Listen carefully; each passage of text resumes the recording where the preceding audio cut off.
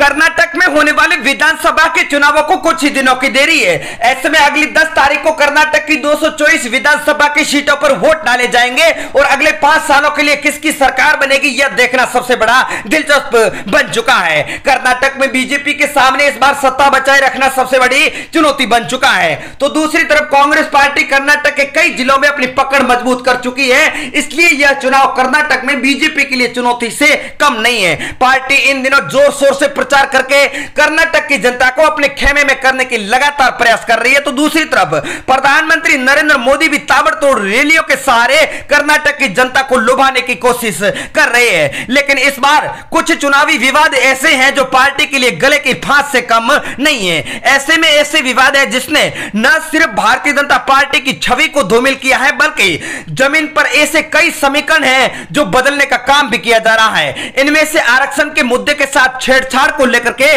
भ्रष्टाचार मुद्दे शामिल है, जो बीजेपी के लिए सबसे बड़ी मुसीबत इन दिनों बने हुए नजर आ रही है। देश की सियासत में आरक्षण एक ऐसा मुद्दा है जो किसी भी पार्टी को जीत दिलवा सकता है और किसी भी पार्टी को हार का स्वाद भी चखा सकता है। बिहार का वो 2015 वाला विधानसभा का चुनाव अभी तक कोई नहीं भूला है, जब भारतीय जनता पार्टी को आरक्षण के मुद्दे की वजह से जबरदस्त नुकसान का सामना करना पड़ा था। अब कर्नाटक में भी ऐसी ही स्थिति बन चुकी है। असल में भारतीय जनता पार्टी ने आरक्षण को लेकर के 2 बड़े फैसले भी किए हैं। एक तरफ राज्य में बीजेपी की सरकार ने मुस्लिमों को 4% आरक्षण और 2% लिंगायतों को और वोकालिका को देने की बात कही है, तो वहीं दूसरी तरफ दलितों को दिए गए आरक्षण को 4 हिस्सों में बांट दिया गया है। अब मुस्लिम आरक्षण को खत्म किया तो पार्टी ध्रुवीकरण वाली सियासत को हवा दे सकती है, लेकिन उसके दलित आरक्षण के फैसले ने बंजारा समुदाय को नाराज कर दिया है। इसलिए बीजेपी के लिए सबसे बड़ा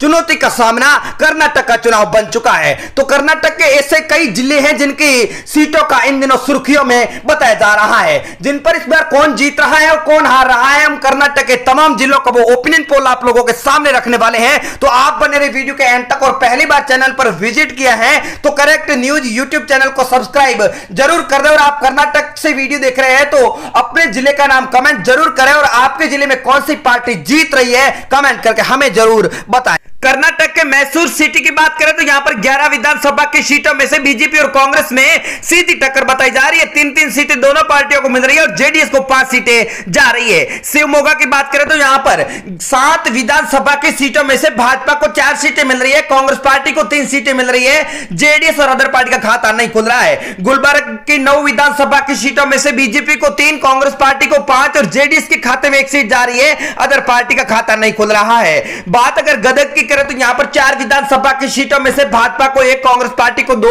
जेडीएस के खाते में 1 सीट जा रही है, अदर पार्टी का खाता नहीं खुल रहा है। बात अगर धारवाड़ की करें तो यहां पर 7 विधानसभा की सीटों में से भाजपा को 2 सीटें मिल रही है, कांग्रेस पार्टी को 4, जेडीएस के खाते में 1 सीट जा रही है। चिकमंगलुरु की बात करें तो यहां पर 5 विधानसभा की सीटों में से भाजपा को 4 सीटें मिल रही है, कांग्रेस पार्टी को 1 सीट मिल रही है, जेडीएस का खाता नहीं खुल रहा, अदर पार्टी को भी निराश होना पड़ सकता है। दावणगेरे की 8 विधानसभा की सीटों में से भाजपा को 3, कांग्रेस पार्टी को 5, जेडीएस का खाता नहीं खुल रहा, अदर पार्टी को भी यहां पर निराश होना पड़ सकता है। दक्षिण कन्नड़ 8 विधानसभा की सीटें बीजेपी को 2, कांग्रेस पार्टी को 5, जेडीएस के खाते में 1, अदर पार्टी का खाता नहीं खुल रहा है। अगला जिला चित्रदुर्ग है जहां पर 6 विधानसभा की सीटें, यहां पर मुकाबला पूरी तरह से त्रिकोणीय बन चुका है।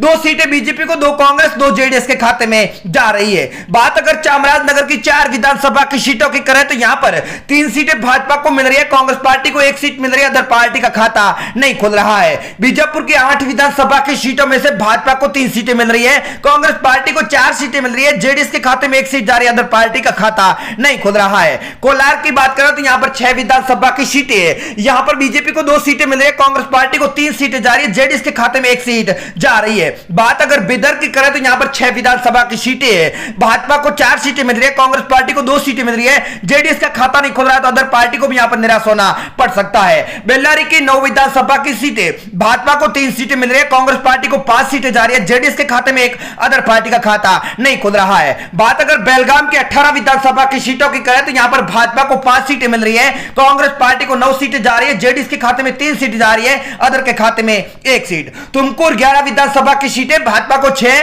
कांग्रेस पार्टी को 4, जेडीएस के खाते में 1 सीट, अदर का खाता नहीं खुल रहा है। बात अगर बेंगलुरु शहर की करें तो यहां पर 4 विधानसभा की सीटों में से भाजपा को 1 सीट मिल रही है, कांग्रेस पार्टी को 2 सीटें जा रही है, जेडीएस के खाते में 1 सीट मिल रही है, अदर का खाता नहीं खुल रहा है। बेंगलुरु ग्रामीण की बात करें यहां पर 28 सीटों में से बीजेपी को 10 सीटें मिल रही है, कांग्रेस पार्टी पहले नंबर पर 15 सीटों पर कब्जा कर रही है, जेडीएस के खाते में 3 सीटें जा रही है। बागलकोट की 7 विधानसभा की सीटों में से कांग्रेस और बीजेपी में सीधी टक्कर हो रही है, 3-3 सीटें दोनों पार्टियों को मिल रही है, जेडीएस के खाते में 1 सीट जा रही है, अदर का स्टेट इंजिन फेल आगे सिंगल इंजन मतलब ರಾಜ್ಯದು ಇಂಜನ್ ಫೇಲ್ ಆಗಿದೆ.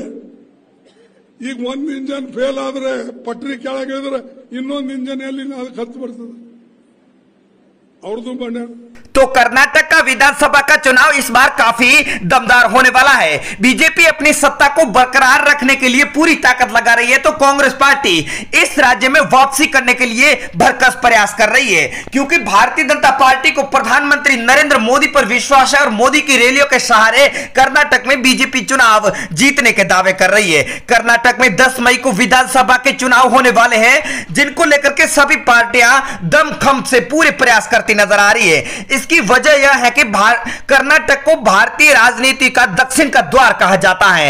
इस राज्य में जीत दर्ज करके जो वर्तमान में सत्ताधारी भारतीय जनता पार्टी दक्षिण भारत के तेलंगाना, आंध्र प्रदेश के आगे आने वाले विधानसभा के चुनाव में कमर कसकर तैयार होना चाहती है, तो कांग्रेस पार्टी यहां पर सत्ता में वापसी करके बीजेपी को दक्षिण की राजनीति में पीछे धकेलने की पुरजोर कोशिश कर रही है। लेकिन कौन जीतेगा और कौन हारेगा यह देखना बड़ा ही दिलचस्प हो चुका है। राज्य में मुख्य मुकाबला बीजेपी, कांग्रेस और जनता दल सेक्युलर के बीच में होने वाला है। 2018 के पिछले विधानसभा के चुनाव में बीजेपी को सबसे अधिक 104 सीटें जीती थी, किंतु यदि यूरोपा बहुमत साबित नहीं कर पाए और फिर जेडीएस के नेता कुमार स्वामी कांग्रेस पार्टी के साथ मिलकर सरकार बना ले गए। किंतु मई 2019 के लोकसभा के चुनाव में करारी हार के बाद जेडीएस और कांग्रेस पार्टी के बीच में गठबंधन में सेंध लगाकर भारतीय जनता पार्टी के बीएस येदियुरप्पा ने एक बार फिर सरकार बनाने में सफल हो गए। बीजेपी ने जुलाई 2021 में येदियुरप्पा को हटाकर बसवराज बोम्मई को मुख्यमंत्री बना दिया। तो आइए इस बार किसकी बनेगी सरकार? क्या बीजेपी यहां पर कमल खिला पाएगी या फिर कांग्रेस पार्टी इस बार वापसी कर पाएगी? यह देखना बड़ा ही दिलचस्प बन चुका है। तो साथियों, आप कर्नाटक से वीडियो देख रहे हैं तो कमेंट के माध्यम से अपनी राय जरूर दें और कर्नाटक चुनावों से जुड़ी हर खबर सबसे पहले आप हमारे चैनल के माध्यम से जान सकते हैं, तो चैनल को सब्सक्राइब करना बिल्कुल ना भूलें। डबल इंजन फेल आग्यದ कर्नाटक राज्यದಲ್ಲಿ डबल इंजन सरकार फेल आಗಿದೆ।